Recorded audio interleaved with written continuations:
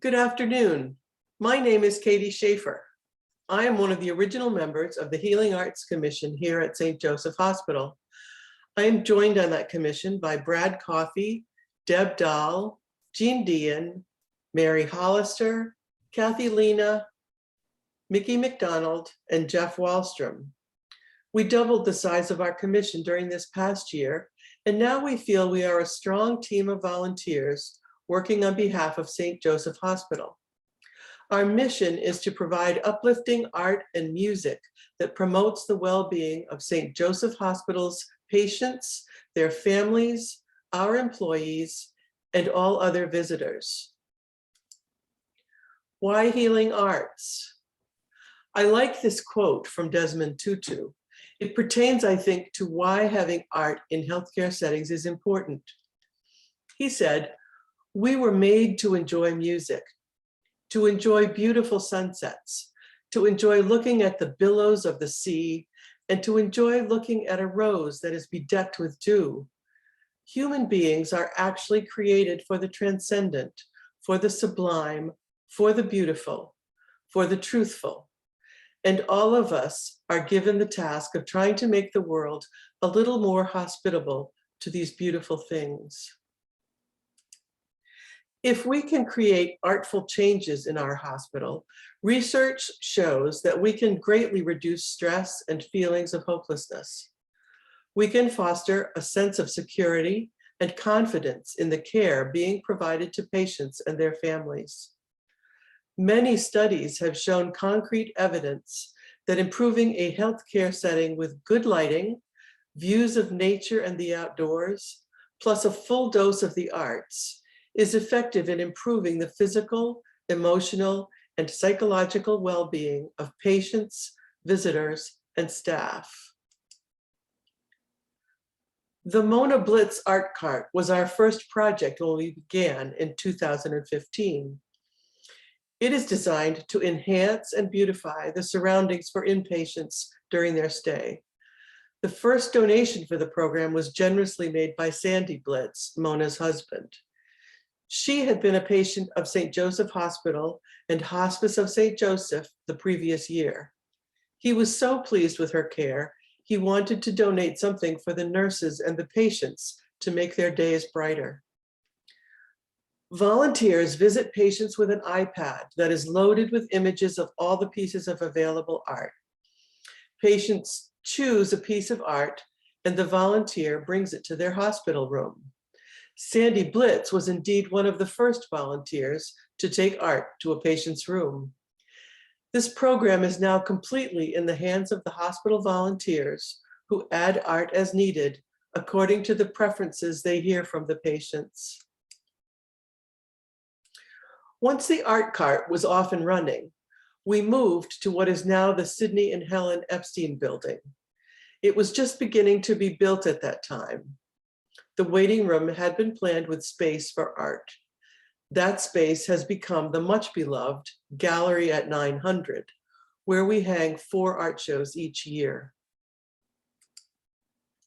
Here is a look at that space. You see on the right the check-in desks behind a glassed-in privacy screen.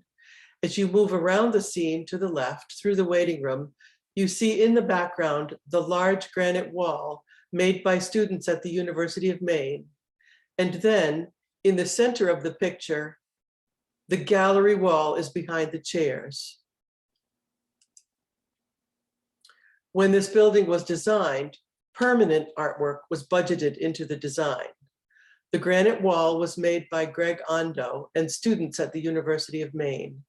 It traces the coastline, rivers and islands of the coast of Maine near Bangor. Light comes through the green glass poured into the holes made in the granite. Constance Kilgore was commissioned to paint a triptych and a diptych, 5 pieces altogether, that span the wall behind the granite on either side of the entrance to a peaceful, private reflection room. We have an organized schedule of 4 shows a year in this gallery space.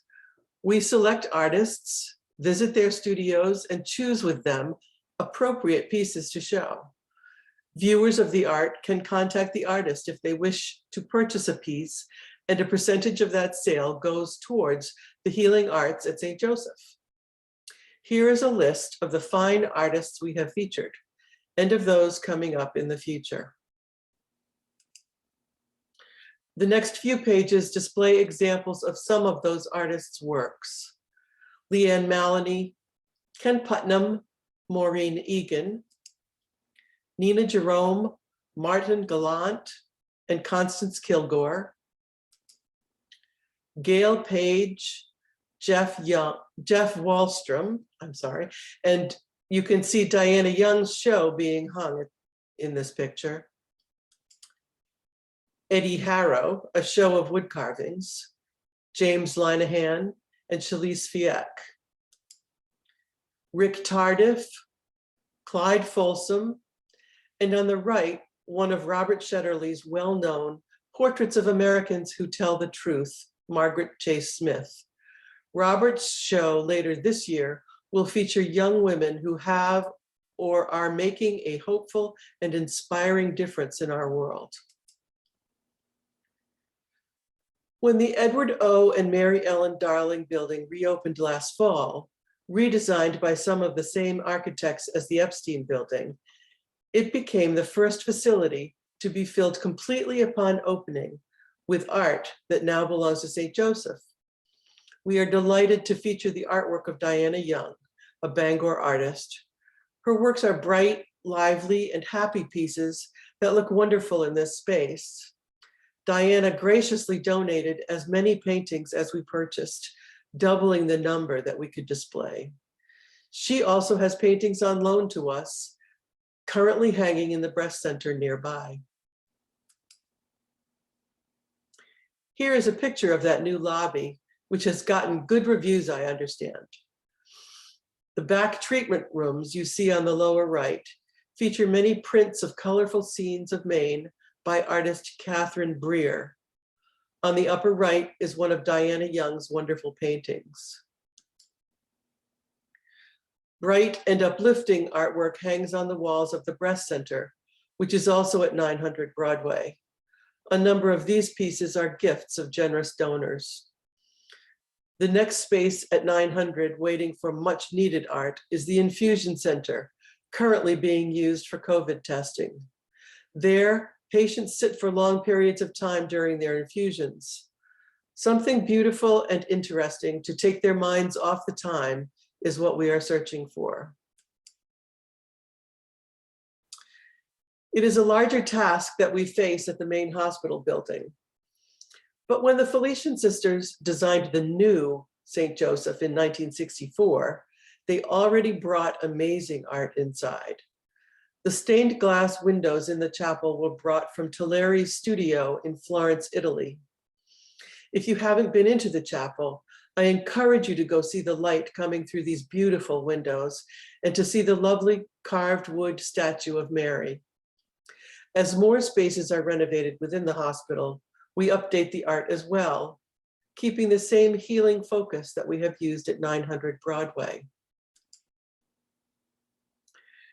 This slide shows a cheerful area outside the cafeteria. A generous gift from Joe and Sue Sear funded Sear Station and part of the cafeteria renovation.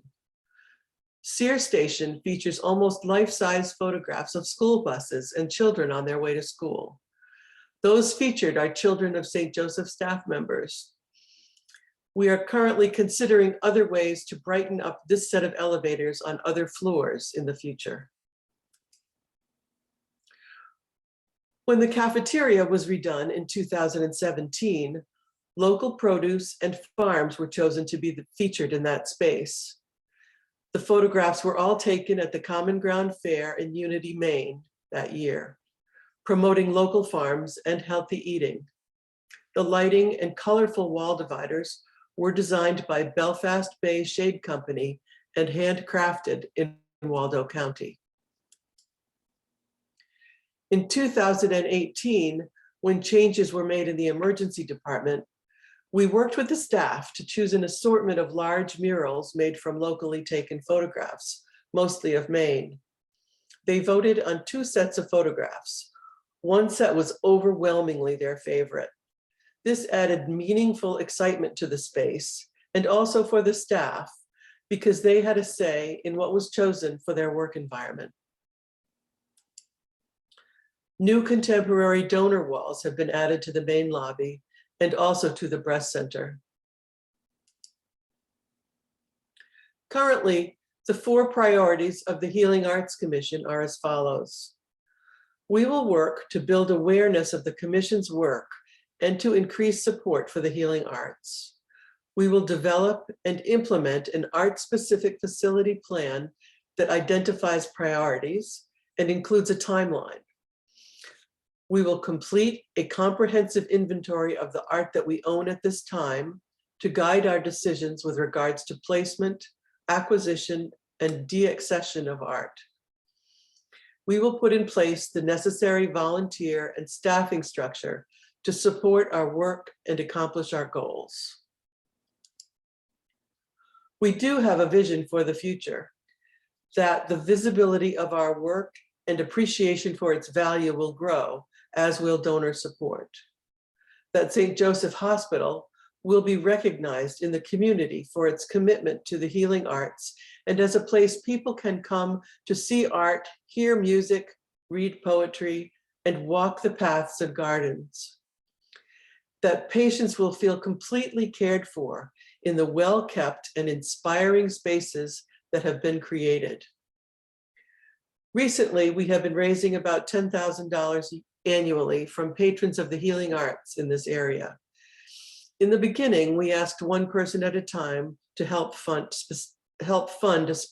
specific items.